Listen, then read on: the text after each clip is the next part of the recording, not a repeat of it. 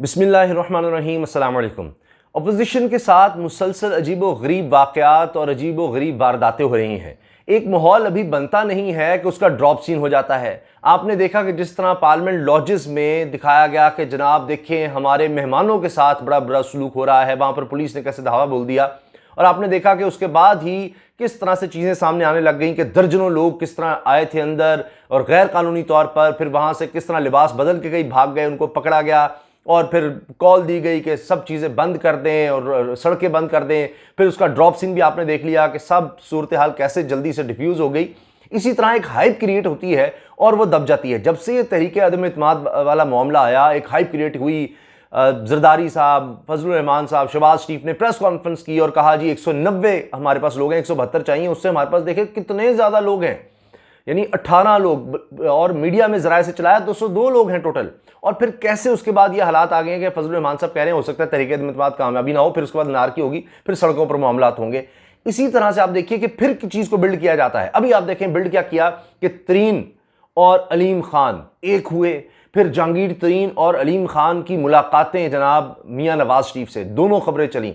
अलीम खान ने बड़ी तवील मुलाकात की है और उसमें बड़ी चीज़ें डिस्कस हुई हैं। उसमें जाने से पहले शहबाज शरीफ से मुलाकात हो चुकी थी, फिर वहाँ से फ़ोन पर बात करवाई गई। अलीम खान के जाने का मकसद ये था कि नवाज शरीफ से अपने जो ग्रुप के एमपीएज़ हैं उनकी टिकट का कहा जाए, और उसके बाद फिर ये कि जी अब वापस आएंगे तो वो पावर शो करेंगे।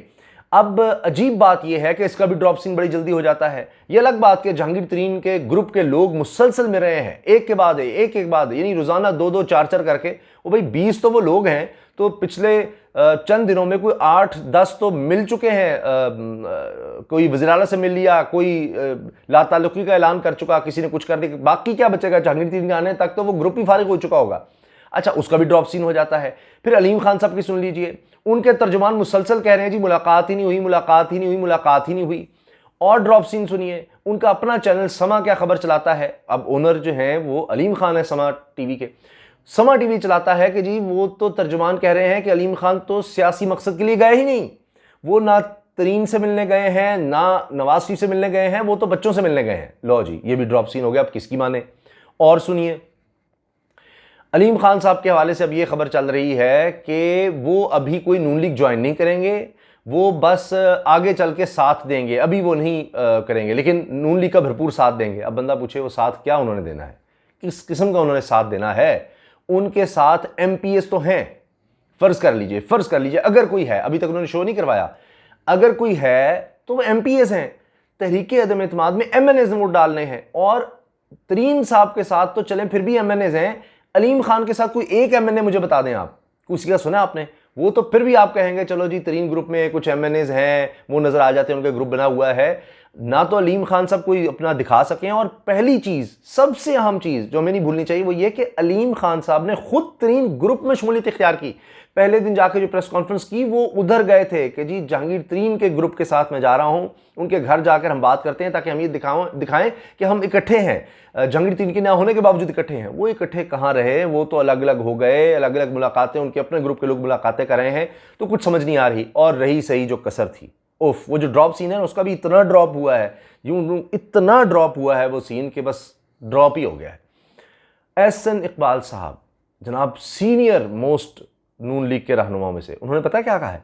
उन्होंने कहा है कि जहांगीर तरीन और अलीम खान अगर आते हैं तो इनकी कोई औकात नहीं होगी। उनके अल्फाज कुछ इस तरह से हैं कि इनका कोई फैसला साजी में कोई किरदार नहीं होगा, यानी ना इनसे कुछ पूछा जाएगा, ना इनसे कोई बात करेगा। फैसला साजी में ही होता है ना कि बैठ कर जनाब आपका क्या है, आपका क्या खोगे। वो तो कहते हैं जी हरफ आखिर जो है वो तो होता है मियां नवाज शरीफ का, जो मर्जी जो कह ले, मियां नवाज शरीफ ने जो कह दिया बस वो आखिरी चीज़ है, उसके अलावा कुछ नहीं हो सकता। तो बाकी फिर फैसला किसने करना है? यही है ना कि जी मशवरा के अगर जान के मान पाऊँ तो मियाँ साहब अर्ज़ करूँ मेरा ये ख्याल है, मेरा ये ख्याल है, वो है, उसमें भी कोई औकात नहीं होगी। तो मुझे बताएं, इतने बड़े मालदार और ताकत और ये सब कुछ, उधर जाके उन्होंने क्या वो मुलाजमत करनी है, ग़ुलाम बनना है, वो भी नवाज शरीफ का नहीं, मरियम का ग़ुलाम। और उसमें भी ऐसी ग़ुलामी कि आप कुछ भी नहीं कर सकते, आप बोल भी नहीं सकते, बात भी नहीं कर सकते। ठीक है जी, आपसे कोई पूछेगा भी नहीं।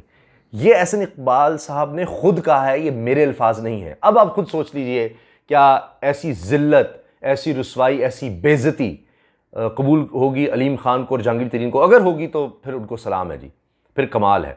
फिर तो शिकवा नहीं करना चाहिए इमरान ख़ान से किसी भी तरह का कि जी ये नहीं दिया, वो इज़्ज़त नहीं दी, वो नहीं दी। तो उन्होंने कम से कम ऐसा तो कभी कुछ नहीं किया। हाँ, केसेस हैं, वो केसेस ख़त्म हो जाएंगे, तो अभी भी कहा जा रहा है राब्ते में है जहांगीर तरीन से, तो ये एक अलग किस्सा है। और उस तरफ से अलीम ख़ान और जहांगीर तरीन के खिलाफ कुछ नहीं बोला जा रहा, तो दोनों तरफ से चीज़ें चलाई जा रही हैं। एक और दिलचस्प बात, जो MQM अब इत्तेहादियों की बात चल रही है, तो वो मैं ज़रा रखना चाह रहा हूँ कि काफ लीग की मिसाल के तौर पर वो कह रहे हैं जी हमें अपोजिशन ने, तारिक बशीर चीमा साहब कह रहे हैं हमें अपोजिशन ने वजारत आला हमें बार बार उन्होंने ये ऑफ़र की है और अब बड़े कम वक्त रह गया है और गुस्से में है कि जी ये तहरीक इंसाफ टाइम ज़ाया कर रही है, हमने 48 घंटे में फैसला कर देना है कि जी ये तो हमें कह रहे हैं कि अदम इत्मीनाद की तहरीक के बाद हम आपको वजारत आला दे देंगे, तो ये नहीं, वो पहले चाह रहे हैं। अच्छा, ये उनसे वो डील चाह रहे हैं, वो कह रहे हैं जी मान ही नहीं रहे। अब देखिए नून लीग ने जो गेम किया है ना, आय हाय हाय हाय, उनको भी समझ आ गई शायद जरदारी साहब हमारे साथ क्या गेम कर रहे हैं कि जी परवेज़ इलाही को लगा दो वज़ीर आला, परवेज़ इलाही को लगा दो वज़ीर आला, कि हम वहाँ पर हैं, तुम यहाँ पर नून लीग वाले वज़ीर आला परवेज़ इलाही को लगा के उसके अंडर काम करो कि परवेज़ इलाही सारी आपकी पार्टी ही फारिग कर जाए। नून लीग ने उल्टा गेम कर दिया। ये बात हो रही थी कि फिर भाई आप MQM के हवाले कर दें सिंध को, उनका वज़ीर आला ले आए, ये करेंगे आप। MQM ने बड़ी ज़बरदस्त शराइत रख दी, आहा, जिस पर तो नून लीग कह रही है ये तो बड़ी अच्छी है, ये तो हम बात करेंगे पीपल्स पार्टी से। MQM कह रही है कि जी हमारी शराइत ये है कि 40% जो सरकारी रोजगार है, मुलाजमतें हैं, उनमें कोटा दिया है, 40% कोटा सरकारी मुलाजमतों में, ठीक है जी, 40%। फिर यह कि हमें आज़ाद खुद मुख्तार बल्दियाती निज़ाम दिया जाए, उसमें भी अलग से होगा, पैसे भी आपने देने। अच्छा, और फिर इसके साथ यानी सूबाई फाइनेंस कमीशन एक बनाकर उसमें से पैसे दिए जाएं, फाइनेंस कमीशन नहीं, माली तौर पर शहरी इलाकों को एक तो देना, फाइनेंस कमीशन एक बनाएं, और फिर बल्दियाती यानी इदारे जो हैं मजबूत करें, यानी उसमें इख्तियारात दें शहरी इलाकों में जो होंगे जहाँ MQM का वोट बैंक है, वहाँ उनके पास इख्तियारात आ जाएं, वहाँ भर्तियाँ भी होंगी, वहाँ वसाइल भी मिलेंगे, सब कुछ मिलेगा। अच्छा, और फिर 40% सरकारी स्तर पर नौकरियाँ, ये अगर पीपल्स पार्टी ऑफर कर दे तो वाकई फिर तो MQM को चले जाना चाहिए। लेकिन इसमें भी एक मसला है, नून लीग कह रही है जायज़ है, और हम कहते हैं पीपल्स पार्टी के सामने हम ये आजक रखेंगे जी दो दो, तुम्हारी हुकूमत है, ये दो, हमें तो कह रहे थे परवेज़ इलाही काबिल को भी दो। पहली चीज़ तो ये कि पीपल्स पार्टी के लिए ये एक तरह से सियासी मौत है, ये सब कुछ उनको दे देना, ठीक है, अगर वो दे भी देते हैं। दूसरा, अव्वल तो मानेंगे नहीं, अगर मान भी जाते हैं, क्योंकि उसमें ज़मानतें कौन देगा, फजलुर रहमान साहब देंगे, नून लीग ज़मानत देगी जी, ये वो कह रहे हैं लिख कर, काफ लीग कह रही है लिख कर दो, यानी इतनी बेइज्जती पीपल्स पार्टी की, लिख कर दो। अच्छा, पीपल्स पार्टी पे इतबार कौन करे? जरदारी साहब के बड़े मशहूर जुमले हैं कि जी ये कोई वादे वईद, कोई कुरान हदीस थोड़ी होती है, बदल जाते हैं, सियासत है ना जी। यही ATM मशीनें थी, अलीम खान, जहांगीर तरीन, आज वो जनाब बड़े राज दुलारे हो गए, बड़े प्यारे हो गए। तो अब आप देखिए कि इसी तरह सियासत में कुछ भी हो सकता है, वादे कर लें और उसके बाद लिखें कि ये क्या है, लिखा हुआ था हमने दिया। उसके मुकाबले पे तहरीक इंसाफ ने फिर भी जनाब मर्दमशुमारी जिस तरह वो कहते थे उस हवाले से उन्होंने बात की है, फिर कराची के हवाले से पैकेज की उन्होंने बात की है, तो वजारतें भी दी हैं। तो ये सब छोड़कर उनको फिर हाँ एक अंदाज़ा, वो भी ट्रस्ट करना है किस पे, जरदारी साहब पे। जी आप सारे कहेंगे, कल को लहराते रहेंगे जी इन्होंने लिख कर दिया था, अपोजिशन में कहेंगे जी हमारी तो बात नहीं मान रहे, हमने तो कहा है बड़े बुरे हैं। कल को खुद नून लीग और पीपल्स पार्टी ने वैसे ही लड़ना है, वो खुद कहते हैं हाँ जी असल तो मुकाबला हमारे दरमियान होना ही है, तो कहेंगे जी बड़े गंदे हैं पीपल्स पार्टी वाले, जनाब जरदारी झूठाए हैं जी, ये तो हम कहते थे पेट फाड़ के निकालेंगे, ये है ये जनाब अब ये तो मुकर गए, हम क्या करें। तो काफ लीग के हवाले से आप देखें जो हुआ, उसी तरह से अब ये MQM के साथ हो रहा है। और MQM भी मुझे लगता है, आप बेहतर बता सकते हैं कि वो भी गेम कर रहे हैं शायद, कि जी अब पीपल्स पार्टी से अव्वल तो ये मानेगी नहीं, मान गई तो फिर उनके वोटर्स का क्या होगा, वो किस तरह से करेंगे, कितने वो डेस्परेट हैं। और जब वो मान जाएंगे, लिख के दे देंगे, तो इनके पास भी चॉइस है, अच्छा मान गए हैं आप, ठीक है, लेकिन ये मसला आ गया, हम तो जमहूरियत बचाने निकले हैं, और ये वो भी उनके पास है। अब देखते हैं उसमें क्या होता है। लेकिन गेम बड़ी दिलचस्प चल रही है कि आप देखिए जैसे ही कुछ बिल्ड होता है साथ ही वो ड्रॉप सीन हो जाता है, क्योंकि कहा जाता है जी मिलकर आ रहे हैं अलीम खान साहब, तवील मुलाकात हुई है, अकवी दरवाजे से आए हैं, बिल्कुल हो सकता है सब बातें ठीक होंगी, मीडिया में इतनी ज़्यादा रिपोर्ट्स हो रही हैं, लेकिन ऐसा क्या है कि अलीम खान उसको ओन करने को तैयार ही नहीं है।